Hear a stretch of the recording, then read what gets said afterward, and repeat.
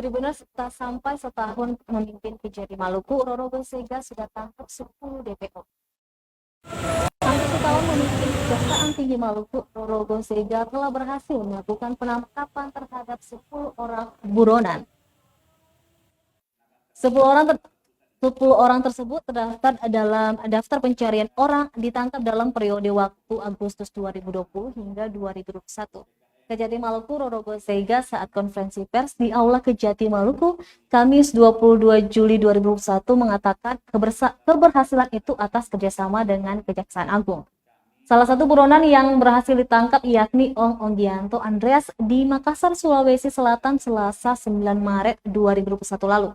Terpidana Onggianto diduga melakukan korupsi surat perintah mulai kerja atau SPMK fiktif di Balai Laboratorium Kesehatan Provinsi Maluku tahun 2010 yang merugikan negara sebesar 2,25 miliar rupiah.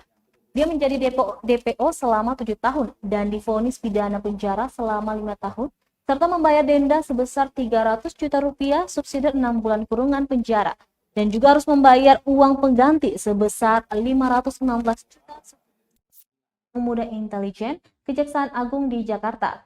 Sedangkan posisinya akan digantikan Wakajati Undang Mugopal. Keduanya akan dilantik secara resmi di Jakarta Kamis 29 Juli 2021 mendatang. Jadi saya dan Pak yang telah kami lakukan selama kami di sini sebagai Kajati dalam periode itu selama tahun ini dalam program penanganan perkara pidana umum ya. Nanti bisa disampaikan pertanyaan atau minta informasi dari asisten masing-masing seluruh Maluku ya. Khususnya dari tim Maluku ya, perkara Oharda ada 59, amanah negara dan tidak pidana umum lain ada 92, kemudian narkoba dan zat radikal lainnya ada 117. Jadi yang diselesaikan oleh Kejati Maluku sendiri SPDP-nya itu 263. Tapi dari keseluruhan perkara yang ditangani seluruh Maluku itu ada 1.356 perkara. Pidum 1.356 perkara. Dan ini semua dilaksanakan persidangannya secara online. Seperti kita ketahui bahwa sekarang perkara dilaksanakan secara online.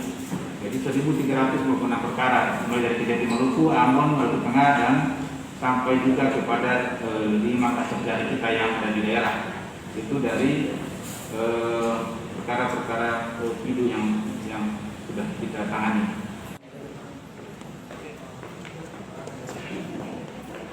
Disambung dengan